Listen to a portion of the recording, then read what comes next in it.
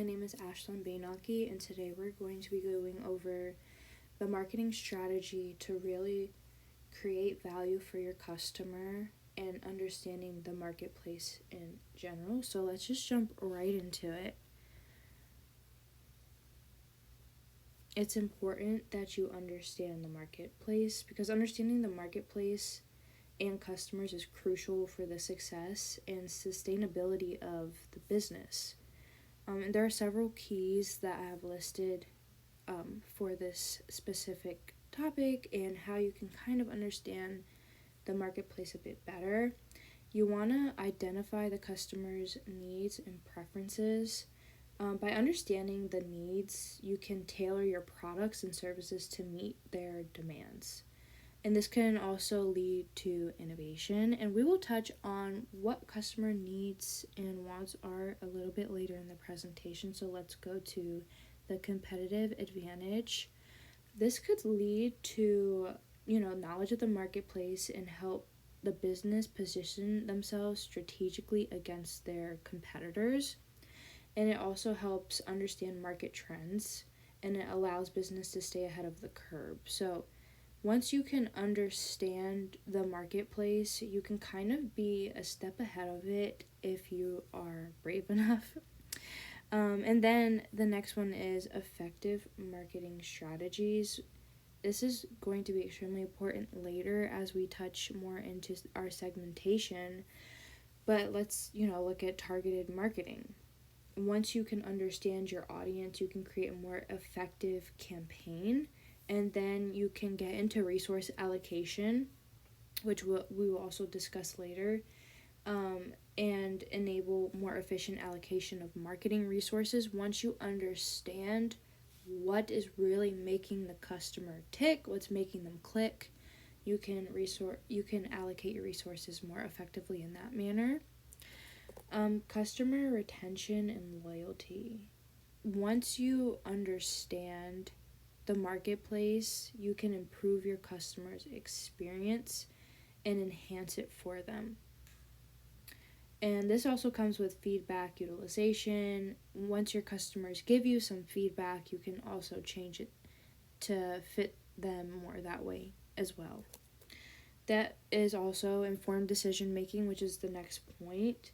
You can strategically plan, and adaptability and resilience. It kind of all just ties together so very beautifully because yes, this is about being able to change and having that agility, understanding the marketplace and customers so you can quickly adapt to these changes. After being a step ahead, maybe you're wrong, you can quickly adapt, no big deal. That's kind of the beauty of understanding your marketplace and your customers. So let's touch on segmentation. This is when you would divide groups of buyers who have different needs, characteristics, and behaviors. I want to preface this by saying that a lot of this information came from the slides provided as well. So yes, there are four main groups: demographic, geographic, psychographic, and behavioral.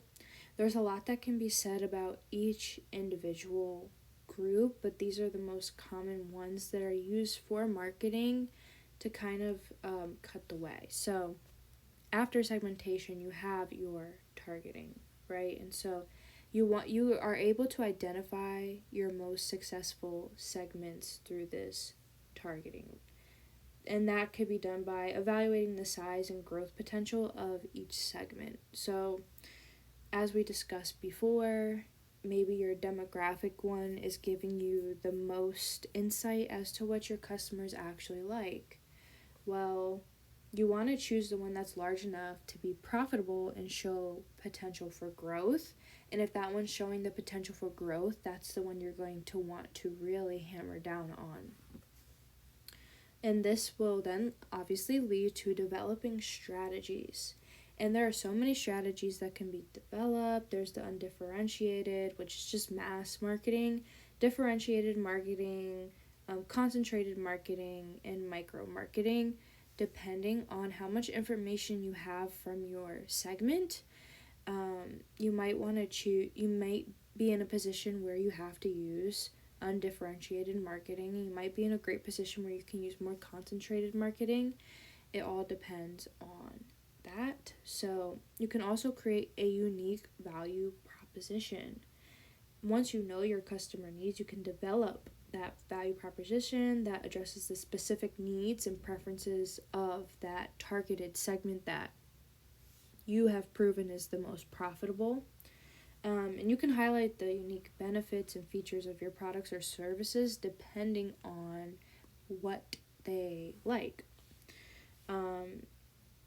Yes, and you want to make sure at this stage that you're using differentiation so that you can differentiate yourself from your competition. And then you want to develop a targeted marketing mix. This is extremely important. So for product, you want to tailor your product to meet the specific needs of that target segment. And this could be anything in the product. If you have a green business and you realize your customers are looking for someone who's a bit more socially responsible, you can feel free to change your packaging. Now for price, you can set a price strategy that reflects, the perceived value of your product, and that could be through you or through your customer. For the place, you can choose a distribution channel that is most effective for reaching your targeted segment. And then promotion, you can develop promotional strategies that resonate with the target segment. And this could be through advertising on social media or any other channel that you may have. If email marketing is your most prominent, you definitely want to stick with that. And then obviously you want to monitor and adjust your strategies as you go on. This is just, what you do. So as I said earlier, I want to touch on the customer wants and needs. Wants are the form human needs take as they are shaped by culture and individual personality. And needs are perceived lack or insufficiency. And those two can go hand in hand. They can get a bit blurry, but we typically know what our needs are. And then demands are just human wants that are backed by buying power. So keep that in mind as we go into the marketing management orientation.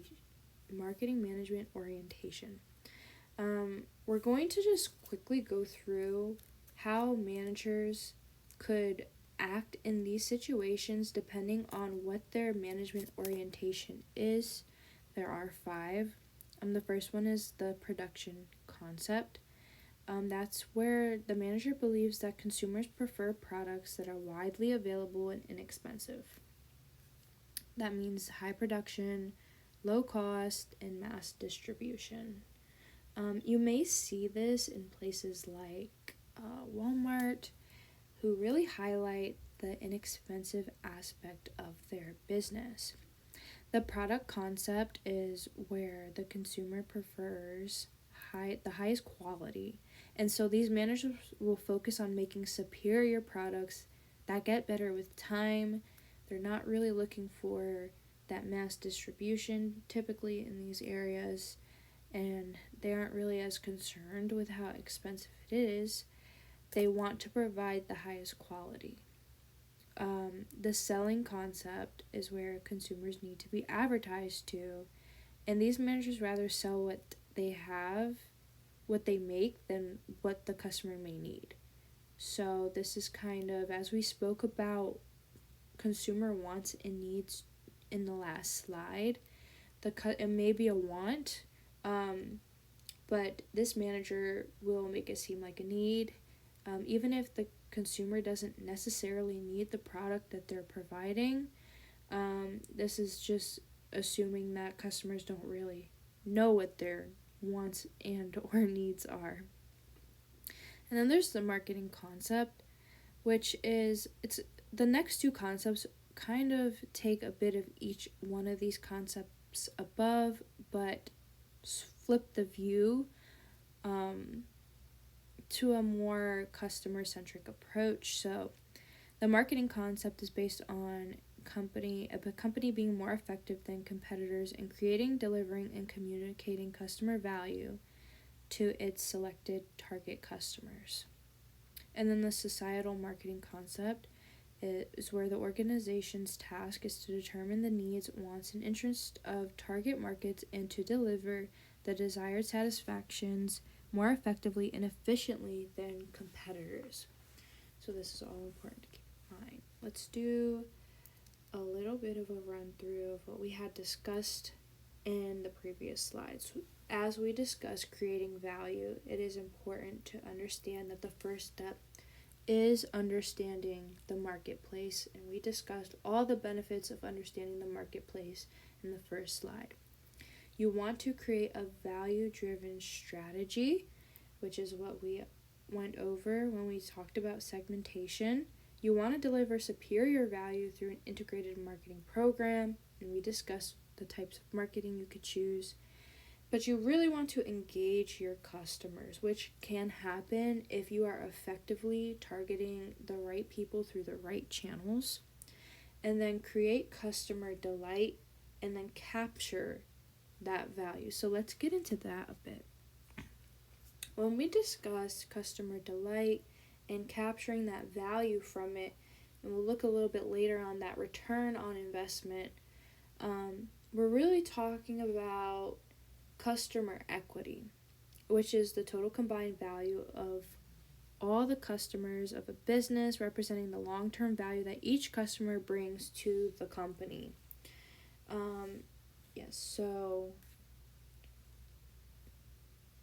The long-term profitability, strategic decision-making, customer-centric approach, and competitive advantage are all things that come from this customer equity.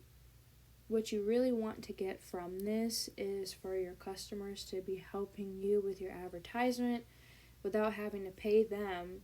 Instead, they're paying you for your product, and then they're also doing a bit of marketing for you. That is the goal. And you want to use your metrics to really, you're going to have to use your metrics to really measure this. And for larger businesses, it may not be possible, but it can be done. And then, yes, we want to talk about the return on investment.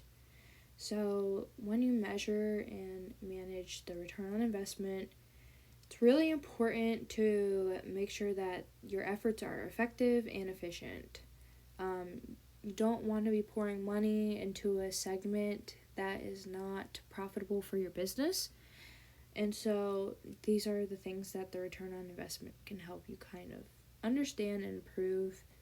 Resource allocation, we touched a bit on earlier, but that's where you're just going to optimize your budget use and you're going to have cost efficiency. You want to eliminate that wasteful spending and ensure that every dollar you spend contributes to your business goals. This comes with time, but it is extremely important, especially for those on a low budget. Then we have our performance evaluation. It provides a clear metric to evaluate the success of individual marketing campaigns, and it helps you just kind of understand what works and what doesn't work.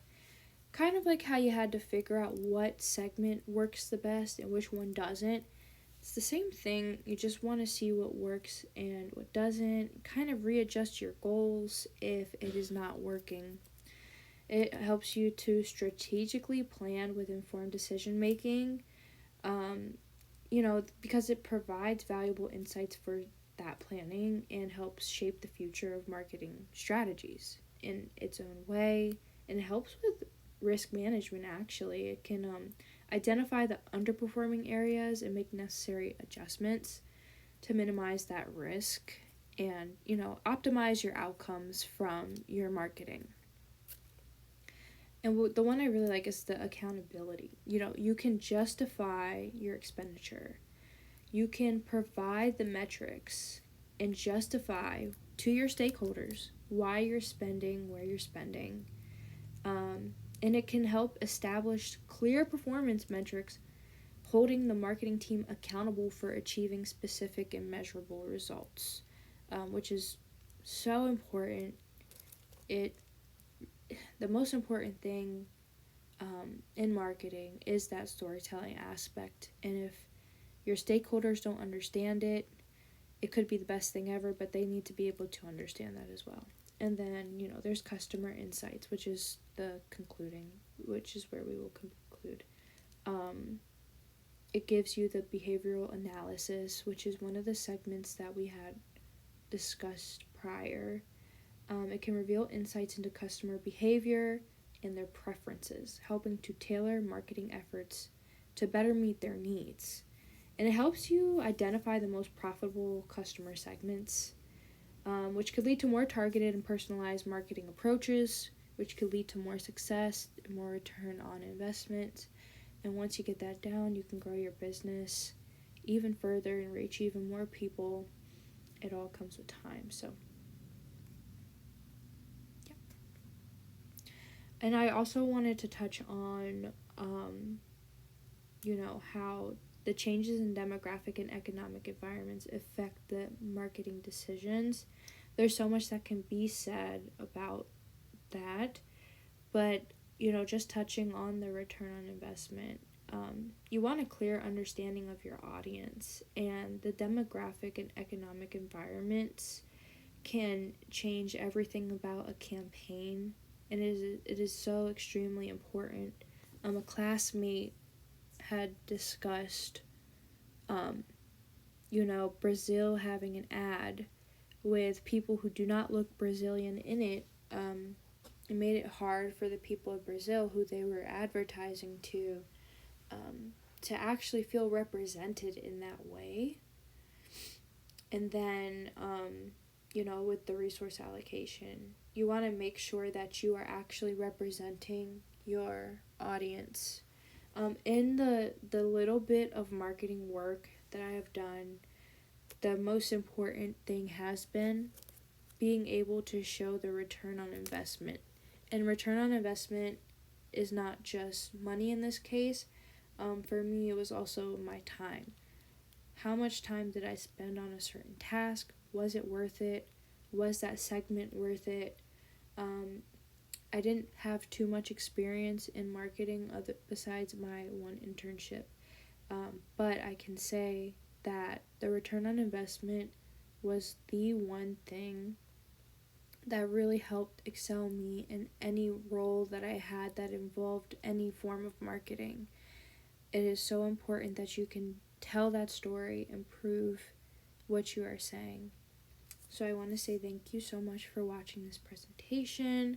I cannot wait to present more when I have more experience in marketing and be able to provide so much more information on these wonderful topics. Thank you very much.